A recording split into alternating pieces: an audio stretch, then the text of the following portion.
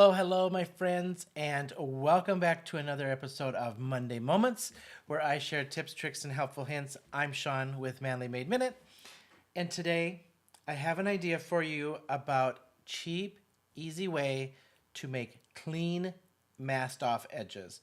We have all kinds of products out there. We have all kinds of masking tapes, masking pieces and things.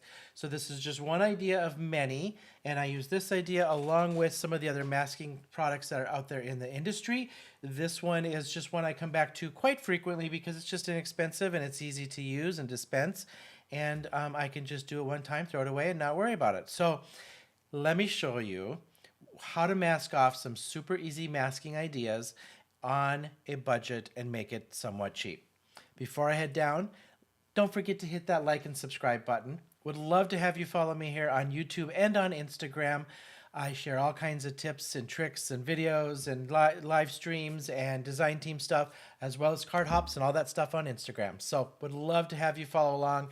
And don't forget to give me a thumbs up on this video if you like what I'm doing. All right, let me show you today's idea.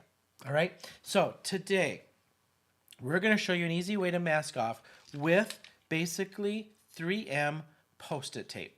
All right, I buy these in bulk on a major online retailer, and I buy them in big packs. So I get 5-6 packs of these at a time in a package.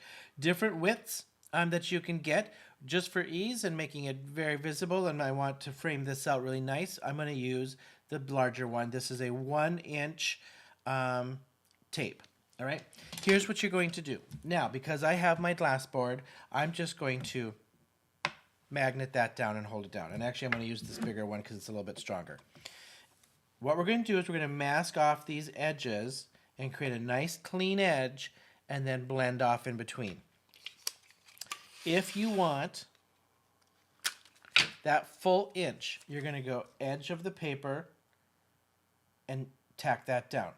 If you don't have the size of tape you want, but you maybe want to just go 1/2 inch, then what you can do is line it up on like a glass board or something where you've got measurements on a MISTI, whatever works for you. You might have a sticky mat that has lines on it and stuff. So I have 1 inch here. So if I lay this down, that's a full inch. I can go 1/2 of that on my glass mat. 1/2 of this square is up to there is a 1/2 inch. So then I could just do it 1/2 inch to the 1/2 inch down here and mask that off and make it 1/2 inch border. I'm going to do the full inch today because I know I just want a nice little focal point in the center of my card. So I'm going to go 1 inch all the way around and mask this up. Make sure you get to the edge because the way you do this, you might get some color on the edge.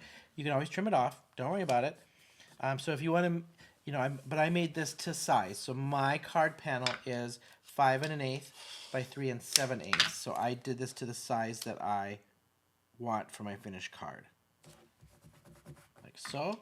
By the time I'm done, I'm going to have a nice little focal point in the middle. And this is, yes, if you're recognizing this, hang on for my part of my head here.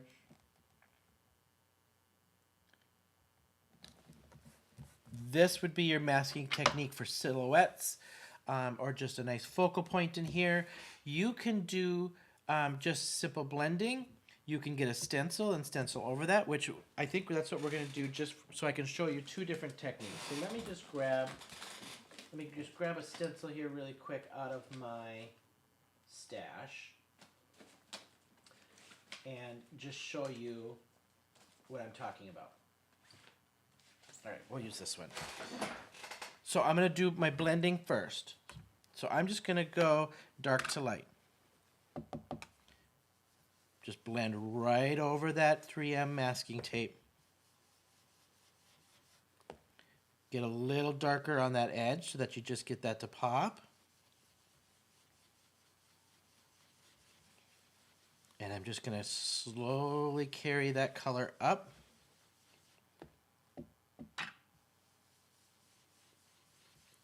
And do a nice ombre kind of fade. Now I could just keep going and fade this out to white at the top, and I could be done with it.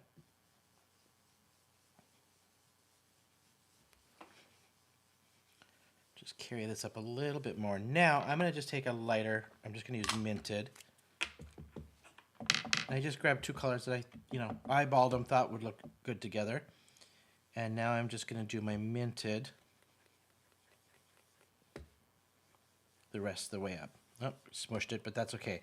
I will put my stencil over that and get that brush mark out of there. So right now, if I was to pull this up, I'd have a nice dark to light to a very light minty green. And I'll zoom in here so you can see that. It's hard to catch that minty green, but it's there. Dark to minty green. Now what I could do is if I just take a stencil, and I'm using the Brutus Monroe Deco flower, I just grabbed it out of my drawer, lay the stencil over this, and now I'm just going to take the same colors. So let's just grab our Minted here first and go over that and get darker over that Minted. Then I'll take this and just give this a little extra ink. I love this technique. It's so easy. I feel it's so impactful with a nice focal point for your cards. Now let's just back this out. And we're just going to peel and reveal. Look at that nice clean edge. How cool would this be now to put a silhouette there, or even a floral that you've cut out or die cut out or stamped over it. Nice focal point for any kind of element. You don't have to stencil over it. I could have just left that ombre. Stencil actually worked to my advantage today because I got to cover up that little piece that I got a little brush mark on, and now you can't even really see it. So, hopefully this gives you an idea of getting some clean edges and some clean borders, mask things off, stripe it. You could make stripes. You could make different width of stripes. Have fun with it. And look at, I don't care because this was cheap enough. I don't need to save it. You could save it. I could make the same card over and over and over and over and over again with the same colors and use those same pieces. So hopefully this gave you an idea. Hopefully this is a great way for you to go, I can make a whole bunch of these and knock those out in no time. Thank you so much for hanging with me. And until next time, I'll see you then.